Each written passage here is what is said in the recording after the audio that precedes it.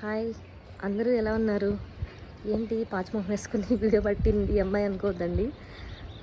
Morning Sunday morning అలా పైకి walking వచ్చాను. వాకింగ్ చేస్తూ చేస్తూ మనకు ఆలోచనలు ఉంటాయి కదా. ఈ మధ్య కొన్ని విన్నానమాట. ఆ కొన్ని ఆలోచనల్ని అవి చాలా తప్పనిపించాయి నాకు. అవే ఇవాళ మాట్లాడదాము అని, అందుకే నా ఫేస్ ఇలా ఉన్న వీడియో చేస్తున్నాను నేను. ఆ విషయం గురించి మాట్లాడదాము అని.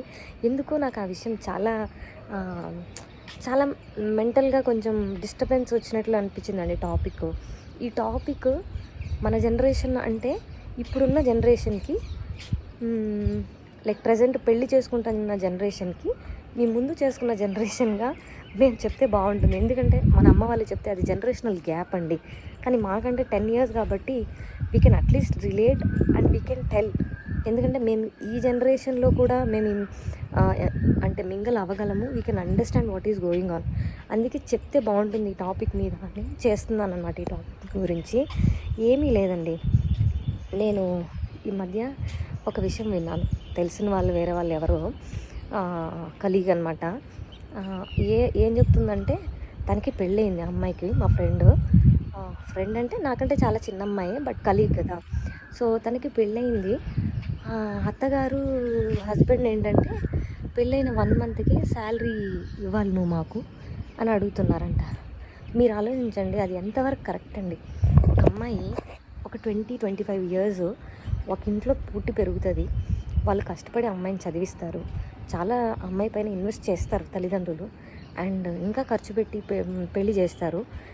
అసలు ఈ జనరేషన్ కూడా అండి, నేను మా బంధువుల్లో చూశాను.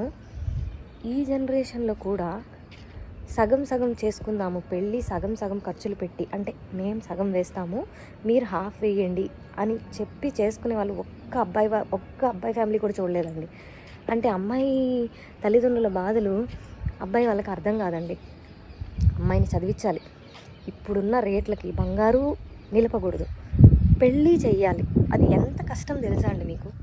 ఒక అమ్మాయికి పెళ్లి చేస్తేనే అర్థమవుతుందండి ఎంత కష్టమో అది. అమ్మాయిలకు పెళ్లి చేయడం అనేది, చదువు అవ్వాలి, బంగారము పెట్టాలి, పెళ్ళి చేయాలి, దాంట్లో మంచి ఫ్యామిలీని కూడా వెతుక్కోగలగాలి. ఒక్క అబ్బాయి ఫ్యామిలీ అయినా మీకు కష్టం అవుతుంది. పెళ్లి ఖర్చులు సగభాగమైనా మేము పెడతాము అని ముందుకు వచ్చిన వాళ్ళని నేనైతే వినలేదు. అలా ముందుకు రారు. కానీ పెళ్ళైన వెంటనే మాత్రము నీ శాలరీ మాకు ఇవ్వాలి నువ్వు, అండ్ నీ శాలరీ ఎంత అసలు వితిన్ ఎ మంత్ ఆ అమ్మాయి మీకు శాలరీ ఇవ్వాలి అని మీరు ఎందుకు ఎక్స్పెక్ట్ చేస్తున్నారు? అసలు ఆ అమ్మాయి వేరే ఫ్యామిలీ నుంచి మీ ఇంటికి వచ్చినప్పుడు మీరు ఎలా చూసుకోవాలి? తన్ని ఒక ఫ్యామిలీలో మనిషిలా చూసుకుంటేనే ఒక 1 year అన్న అయితే అప్పుడు అమ్మాయికి మీ పైన కొంచెం నమ్మకం కలుగుతుంది. ఇది నా ఫ్యామిలీ, నన్ను వీళ్ళు ఇలా చూసుకుంటున్నారు, ఈ ఫ్యామిలీ నాది కాబట్టి నేను ఈ ఫ్యామిలీకి ఏమైనా చెయ్యాలి, నేను చేసుకోవాలి ఫ్యామిలీతో అనేది ఆ అమ్మాయికి వస్తుంది. మీరు అది చేయకుండా పెళ్ళవ్వంగానే శాలరీ ఇవ్వు, నీ శాలరీ నువ్వు ఖర్చు పెట్టాలి నువ్వు. అంటే ఇక్కడ చూడండి, ఈ పర్టికులర్ కేసులో నేను ఏం విన్నానంటే, అబ్బాయి శాలరీ మొత్తము వాళ్ళ అమ్మ నాన్నకు పంపిస్తాడంట. అండ్ ఇంట్లో ఖర్చు అంటే ఆ అబ్బాయి ఫినాన్షియల్ ప్లానింగ్ వాళ్ళ అమ్మ నాన్న చేస్తారు. అండ్ వీళ్ళిద్దరు ఖర్చులు, ఇక్కడ సిటీలో ఉంటారు వాళ్ళు వర్కింగ్ కదా, వీళ్ళిద్దరు ఖర్చులు ఆ అమ్మాయి పెట్టాలంట. ఇది ఎక్కడ న్యాయం అండి? అంటే నీ ఫినాన్షియల్ ప్లానింగ్ నీకు చేసుకోవడానికి రాదు. He's 33 years old and he doesn't know how to do financial planning. He don't have that independency. And ఆ అమ్మాయి ఎలా నమ్ముద్ది? నీకు నీ ఫినాన్షియల్ ప్లానింగ్ చేసుకోవడం రానప్పుడు నిన్ను నమ్మి నువ్వు మొత్తం మీ అమ్మ నాన్నకి ఇస్తున్నావు అంటే ఏంటి? అక్కడ ప్రతిదానికి తల్లిదండ్రులపైన డిపెండెన్సీ. సంపాదిస్తున్నా కూడా అమ్మాయికి ఇండిపెండెంట్ ఉండదు. చూడండి, ఇప్పుడు ఎర్న్ చేసే ప్రతి ఒక్క అమ్మాయి చాలా ఇండిపెండెంట్గా ఆలోచిస్తారండి. అంటే నా ఫినాన్షియల్ ప్లానింగ్ నేను చేసుకోగలను, ఒకరు చేయాల్సిన అవసరం లేదు దానికి. జస్ట్ మాకు ఒక గైడెన్స్ చాలు. మీరు అది అర్థం చేసుకోవాలండి. అబ్బాయిలు కూడా, అమ్మాయిలకి ఇండిపెండెంట్గా వర్కింగ్ అమ్మాయిలకి, we don't need somebody to do our financial planning. We know how to do it, we just need a guidance. అది అమ్మాయిల మైండ్ సెట్. ఇప్పుడు మీరు అది వదిలేసి మీ పాత మెంటాలిటీతో మా అమ్మ నాన్నలు అన్నీ మనకు చూసుకుంటారు, నువ్వు మొత్తం డబ్బులు ఇచ్చేసేయి, నీ డబ్బులు మొత్తం ఇచ్చేస్తే మనం దాంతోనే తిందాము, దాంతోనే ఉందాము. అండ్ అబ్బాయి చెప్తున్నాడంట, నీకు శాలరీ వస్తుంది కనుకనే నేను పెళ్లి చేసుకున్నాను, లేకపోతే నేను చేసుకునేవాడిని కాదు. ఇలా కూడా చెప్తారా అండి? అన్నీ చూసి చేస్తారనేది కరెక్టే అండి. అన్నీ చూసే చేసుకోవాలి ఎవరైనా కూడా. అలా అని చెప్పేసి నీకు శాలరీ వస్తుందనే నిన్ను చేసుకున్నా, లేకపోతే నేను చేసుకునేవాడిని కాదు అంటే డబ్బు కోసమే చేసుకున్నావా? ఇప్పుడు అన్నీ బిజినెస్ డీల్స్ లాగే అనుకోండి. Money is also matter. మ్యారేజ్లో మనీ అనేది కూడా ఒక మ్యాటరే, లేదు అని అనను. కానీ పెళ్ళైన వెంటనేనా అండి, వితిన్ ఏ మంత్ డబ్బు డబ్బు డబ్బు అని డబ్బు గురించే మాట్లాడాలా within a month? Why don't we just give it time? అంటే టైం ఎందుకు ఇవ్వకూడదు? కొద్దిగా టైం ఇచ్చి అమ్మాయి మారుతుందేమో అని ఎందుకు వెయిట్ చేయకూడదు? బికాజ్ అండి 25 ఏళ్ళు ఒక ఇంట్లో పెరిగి సడన్గా నువ్వు 1 మంత్కంతా నీ డబ్బులంతా మాకు ఇచ్చే, మేము చూసుకుంటాం అన్నీ అంటే అమ్మాయి నమ్మేస్తుందా? ఆ అమ్మాయికి ఈ ఫ్యామిలీలో ఉంటామా లేదా, అడ్జస్ట్ అవ్వగలనా లేదా నమ్మకం రావాలి కదా. ఆ నమ్మకం వచ్చేదాకా ఒక టైం ఇవ్వాలి కదా. ఆహా. అండ్ ఇంకోటి అండి, పెళ్ళై 1 మంత్ అయింది, పిల్లలు ఎప్పుడు కంటారు, పిల్లలు ఎప్పుడు కంటారు, పిల్లలు ఎప్పుడు కంటారు. ఏ కాలంలో ఉన్నారండి మీరు? పెళ్ళైన వెంటనే ఎవరు కంటారు పిల్లలు? They need some time. First అమ్మాయి అబ్బాయి అర్థం చేసుకోవాలి. అర్థం చేసుకునే టైమే లేదు అక్కడ. ఫస్ట్ ఆఫ్ ఆల్ మనీ మ్యాటర్లు వచ్చేస్తున్నాయి. అండ్ ఆ ప్రాబ్లమ్ సాల్వ్ చేద్దామా, దాంట్లో తోడు వెంటనే పిల్లల్ని ఎప్పుడు కంటాం. పిల్లల్ని కనలేదు అంటే మీరు లైఫ్లో సెటిల్ అవ్వలేరు. ఏంటి విత్ ఇన్ ఎ మంత్, 1 మంత్కి పిల్లల్ని కనలేదని అప్పుడు టార్చర్ అంట. అసలు నాకు జనరేషన్ మారే కొద్దీ ఇంకా ఘోరంగా తయారవుతుందా, ఇంకా ఎక్కువ అవుతుందా టార్చర్లు అని అనిపిస్తుంది. పిల్లల్ని కండం అనేది ఇద్దరి ఇండివిజువల్స్ యొక్క అండర్స్టాండింగ్ అండి. అది పిల్లలు కండం అనేది అంత ఈజీ కాదు. ఏదో గొర్రెల్ని కుక్క పిల్లల్ని కన్నట్టు కనేయడం కాదు. పిల్లల్ని కండం అంటే వాళ్ళ రెస్పాన్సిబిలిటీ మీరు తీసుకోగలగాలి.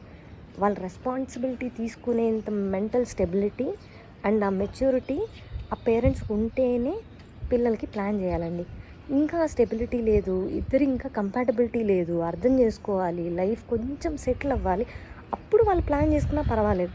నువ్వు వితినే మంది ఇప్పుడే కానీ మా చేతిలో పెట్టేయి, మేము పెంచేస్తామంటారంట. మీరు పెంచడానికి ఇంకా వాళ్ళు కండం ఎందుకు అంటే, ఆ అమ్మాయి అబ్బాయి ఎందుకు పిల్లల్ని కనాలి మీరు పెంచుకునేదానికి? మీరు ఓకే వాళ్ళకి హెల్ప్ చేస్తారనుకోండి, ఎన్ని రోజులు చేస్తారు, ఆ తర్వాత అయినా వాళ్ళు తీసుకోవాలి కదా వాళ్ళ పిల్లల రెస్పాన్సిబిలిటీ. ఎందుకండి అలా అమ్మాయిల్ని ఫోర్స్ చేయడము, మనీ కోసం ఫోర్స్ చేస్తున్నారు. పిల్లలు వెంటనే అంటే కొద్ది రోజులు వాళ్ళకి ఫ్రీడమ్ కావాలి, వాళ్ళని ఒకరొకరు అర్థం చేసుకోవాలి. అర్థం చేసుకొని ఇది ఇతని మైండ్ సెట్, ఈ అమ్మాయి మైండ్ సెట్ ఇలా ఉంది, సో ఎక్కడో ఒక చోట వాళ్ళు ఒక పాయింట్లో కాంప్రమైజ్ అవుతారు. నేను ఇలా ఉండాలి ఈ అబ్బాయితో, ఈ అమ్మాయితో నేను ఇలా ఉంటే ఈ అమ్మాయితో బాగుంటుంది, ఇలా ఉంటే ఈ అమ్మాయికి కొంచెం కోపము, ఇలా ఇలా అనే కంపాటబిలిటీ రావాలి వాళ్ళకి. అది రాకమునిపే పిల్లల్ని కనేయాలి, గొడవలు వేసేసుకోవాలి. ఇంకా పిల్లలు ఎలా పెరుగుతారో తెలియదా ఫ్యామిలీలో.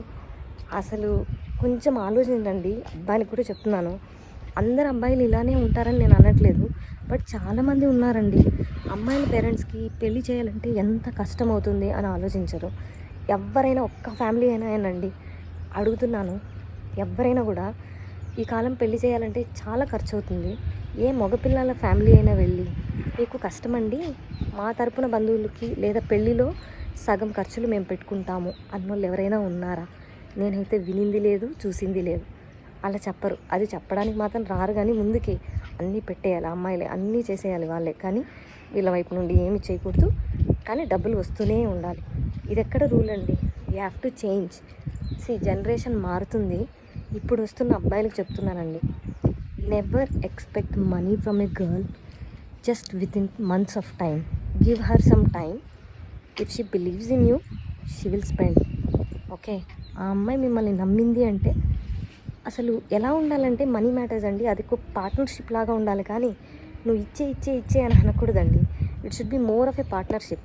ఒక మ్యారేజ్లో మనీ మ్యాటర్ అయినా ఏదైనా కూడా పార్ట్నర్షిప్ లాగా ఉండాలి. అది వేరే వాళ్ళు ఎవరో ఫోర్సెస్ చేసి దాన్ని లాక్కుంటున్నట్టు మాత్రం ఖచ్చితంగా ఉండకూడదు. అలా పార్ట్నర్షిప్ అవ్వాలి అంటే దానికి చాలా టైం పడుతుందండి, ఓపిక పట్టాలి. మీరు అలా ఓపిక పట్టకుండా ఫోర్స్ చేసి తీసుకోవాలని చూస్తే అక్కడే అండి బ్రేకేజెస్ అయ్యేది. అక్కడే మనసు విరిగిపోయి ఇంక ఇతను దీనికే ఇలా ఉన్నాడంటే రేపు ఎట్లుంటాడో, రేపు పిల్లలు పుడితే ఇంకెట్లా బిహేవ్ చేస్తాడో, అలా మైండ్ సెట్ వచ్చేస్తుంది. బెటర్ ఈ జనరేషన్ అన్న చేంజ్ అయ్యి ఇది మారితే బాగుండు.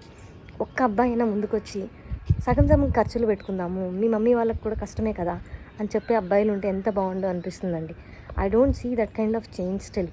మన విలేజ్ టైప్లో మన ఊర్ల దగ్గర అది జరుగుతున్నట్టు అండ్ అరేంజ్ మ్యారేజ్లో మెయిన్గా ఇలాంటివి జరుగుతున్నట్లు నాకైతే అనిపించట్లేదు. జనరేషన్ మారాలండి. ఇప్పుడున్న జనరేషన్ అప్పట్లో వేరు, ఇప్పుడు వేరు. అమ్మాయిలు సంపాదిస్తున్నారు, అబ్బాయిలు సంపాదిస్తున్నారు. అమ్మాయిలకి గోల్డ్ పెట్టాలండి, అది చాలా పెద్ద అసెట్. అమ్మాయి తల్లిదండ్రులకి అమ్మాయి గోల్డ్ పెట్టడం అనేది చాలా పెద్ద ప్రాబ్లం అది. అండ్ పెళ్ళి చేయాలి. మీరెందుకు మీ ఖర్చులు మీరు సగం పెట్టకూడదు? అమ్మాయిలే ఎందుకు పెట్టాలి? అలా చేసినప్పుడు ఏమవుతుంది తెలుసా, అమ్మాయికి చాలా మంచి ఒపీనియన్ వస్తుంది మీ పైన అనమాట. అంటే చూడు, వీళ్ళు మన అమ్మ నాన్నలకి ఇంత పెళ్ళి చేయాలంటే కష్టమవుతుందని మేము సగం పెడతామన్నారు, ఎంత మంచి ఫ్యామిలీ అయితే వీళ్ళు చెప్పారు అనే ఒక పాజిటివ్ ఫీలింగ్ వస్తుంది అనమాట. అక్కడే ఒక పాజిటివ్నెస్ స్టార్ట్ అవుతుంది. మేబీ ప్లీజ్ ఈ జనరేషన్ అన్న మారండి. మా జనరేషన్ అయిపోయింది. Better you guys change and me parents mind set కూడా మార్చండి. అండ్ ఇంకోటి కూడా విన్నానండి, అంటే పెళ్ళైన 1 monthకి అమ్మాయి ప్రెగ్నెంట్ అవ్వలేదని టార్చర్, అత్తమామలు, హస్బెండ్ కూడా దానికి తోడు. And he's a educated working IT professional, ఐటీలో ఉన్నాడు, educated. And he's also supporting his parents. Within a month wife pregnant అవ్వాలి, బిడ్డను కనేయాలి. ఎక్కడండి అసలు, ఏ కాలంలో ఉంటున్నారు? ఫస్ట్ ఆఫ్ ఆల్ ఇద్దరికి అండర్స్టాండింగ్ రావాలి. ఒక అండర్స్టాండింగ్ బేస్ కుదిరితేనే లైఫ్లో ముందుకెళ్ళడానికి. ఆ బేసే లేనప్పుడు ఒక పక్క మనీకి టార్చరు, ఇంకో పక్క వెంటనే పిల్లల్ని కనేయాలన్న టార్చరు, ఇలా 2 చేశారనుకోండి అమ్మాయిలు చాలా భయపడిపోతారు. అంటే పెళ్లి చేసుకొని ఒక ఇంటికి వెళ్ళేది కదండి, అన్నీ ఒకేసారి అంటే కూడా అన్నీ ఒకేసారి నా దగ్గర నుంచి లాగేస్తున్నారు, నన్ను కంట్రోల్ చేస్తున్నారు అనే థాట్స్ వచ్చేస్తాయి అన్నమాట. అందుకే ఒక స్టెబిలిటీ, ఒక కంపాటబిలిటీ ఒక స్టేజ్కి వచ్చాక మెల్లగా ఒకటి వెళ్ళాలి లైఫ్లో. Better you guys understand that. ఇప్పుడు పెళ్లి చేసుకుంటున్న జనరేషన్ ఒకరినొకరు అర్థం చేసుకొని వెళ్ళండి. ఇప్పుడు ఎదుటి మనుషులకు అది ఇష్టం లేదనుకోండి, ఫోర్స్ చేయొద్దండి, దానికి టైం ఇవ్వాలి.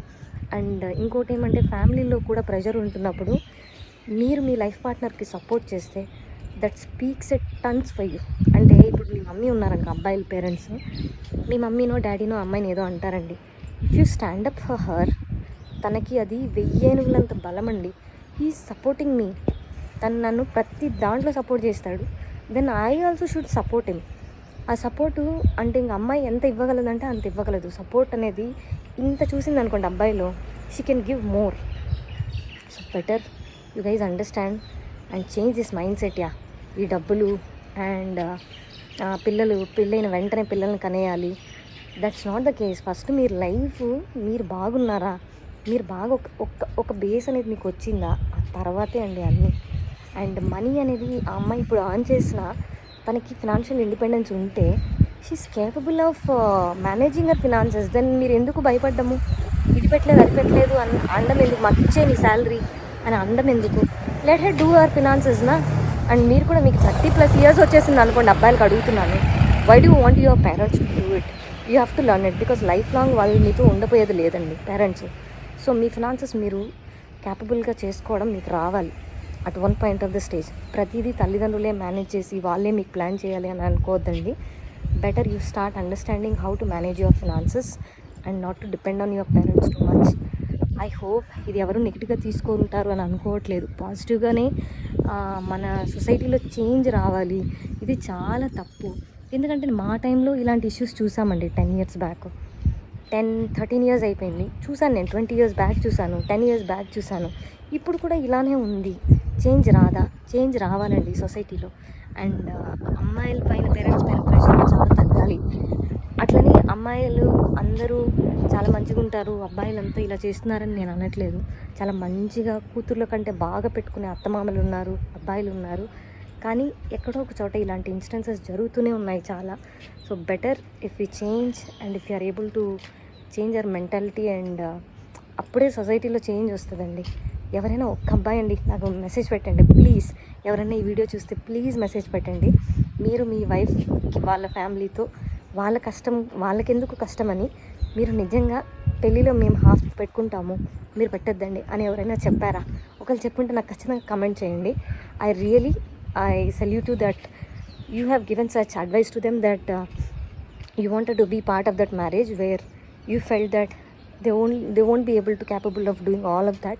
సో మీరు మీ సొంతం ఇంట్రెస్ట్తో మీరే వెళ్ళి పెళ్లి చేస్తాము అని చెప్తే అది చాలా పెద్ద స్టెప్ అండి. It's a step for the change.